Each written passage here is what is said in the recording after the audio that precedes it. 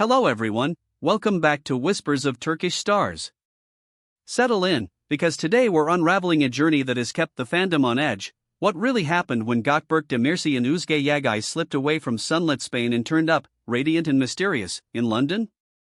Weeks of whispering, wild theories, and that one photo that shook the timelines, yes, the one with the Tower of London arching in the background like a seal on a new chapter.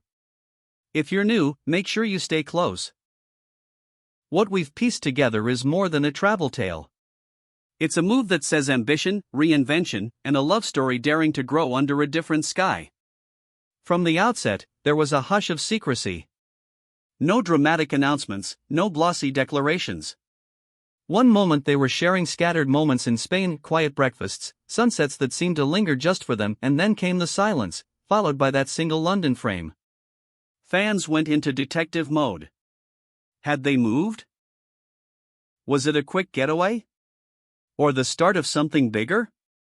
The truth, as it turns out, threads between all three. At the center of it all stood an offer that, for Gökberk, was too electrifying to sidestep, an invitation to step into an international production based in London, the kind of project that doesn't knock twice, the kind that turns a page and doesn't look back. But make no mistake, this wasn't a solo decision.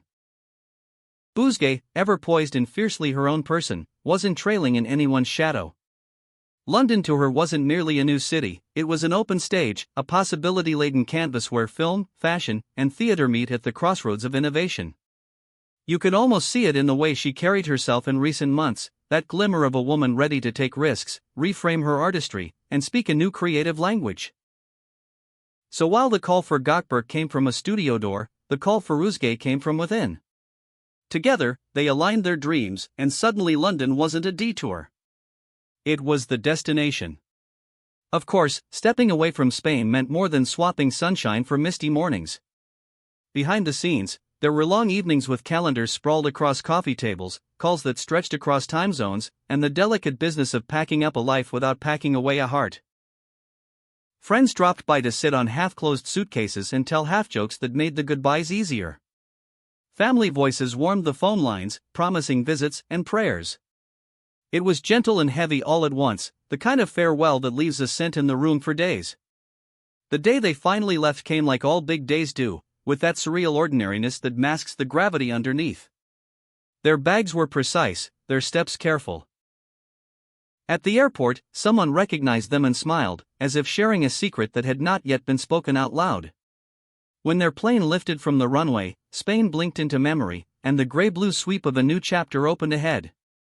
Heathrow greeted them with its organized chaos, and the first rush of London, its impossible blend of history and tomorrow, hit like a cool wave. Those first days weren't about grand gestures. They were about finding warmth in small corners. Navigating the tube with amused confusion, learning which turn in Notting Hill leads to that bakery with the flaky morning pastries, or which patch of Hyde Park catches the sun just right for a quiet afternoon. Their posts were brief, grainy shots of brick facades, a hand resting on a cafe table, the slightest reflection in a gallery window, but every subtle clue felt like a breadcrumb leading us closer to their new story. And then there it was. A photo, simple and sincere, both of them smiling with the Tower of London at their backs. No caption needed, no beating around the bush. They were there, stepping in, choosing now. Whispers began to crystallize into facts. For Gökberk, the rumors of a London-based project were true. But it wasn't some cold, faceless gig, it was a character-driven drama with international ambition, a collaboration among filmmakers who wanted to stretch him beyond the roles we thought we knew. He sat in script readings with accents from every corner of the globe, sat under lighting tests that sculpted new edges on his familiar features, and felt that spark quiet and bright that comes when an artist meets a challenge worthy of his discipline. On set, according to those who have seen him in motion, he was focused, measured, but lit from within. The city fit him, not like a borrowed coat, but like a tailor-made suit. And Özge? In a city where art breathes from the pavements, she found her rhythm.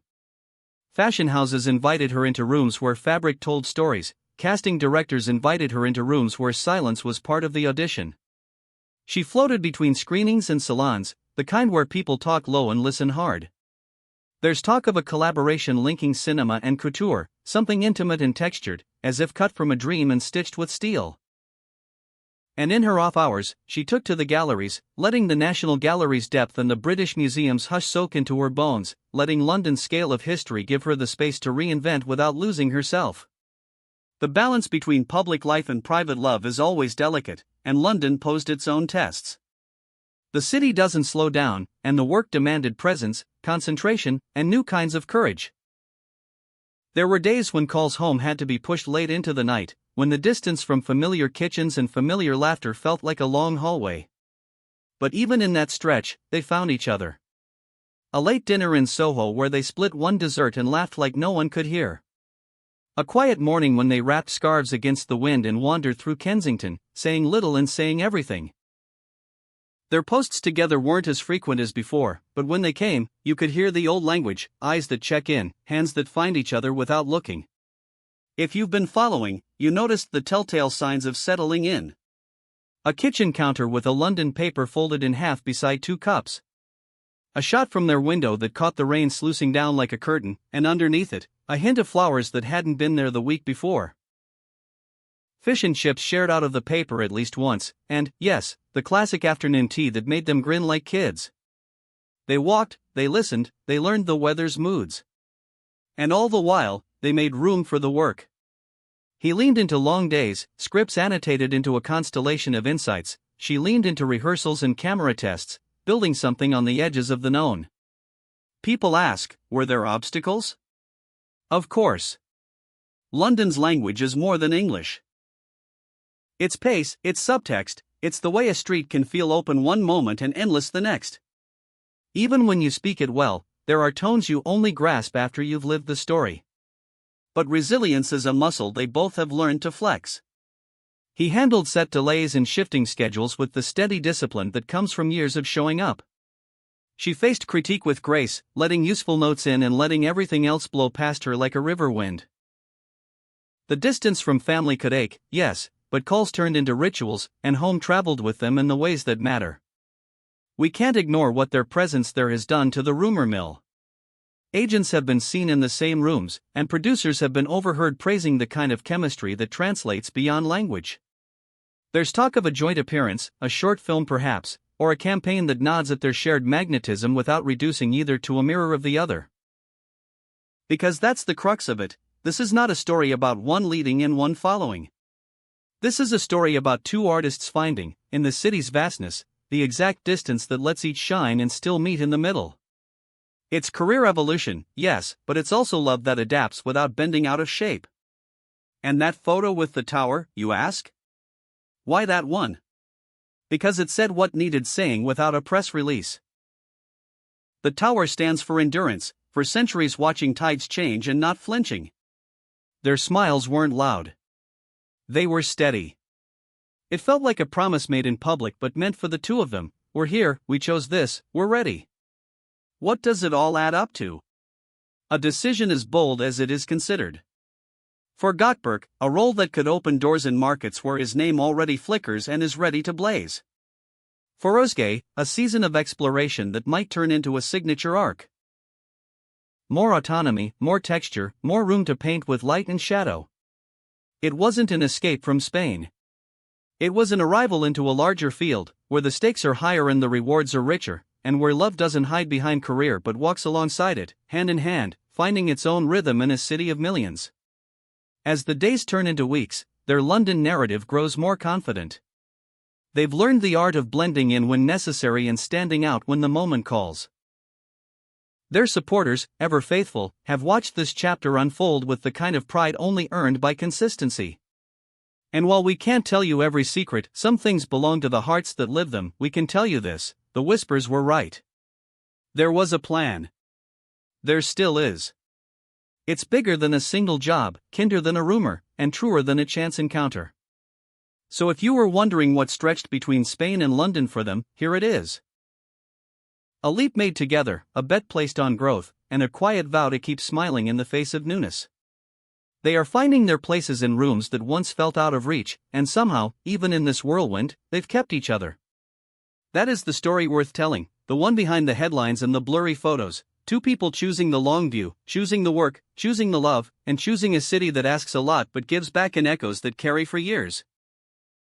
Before we close, think about that moment again, the tower behind them, the city humming at their feet, the future in motion.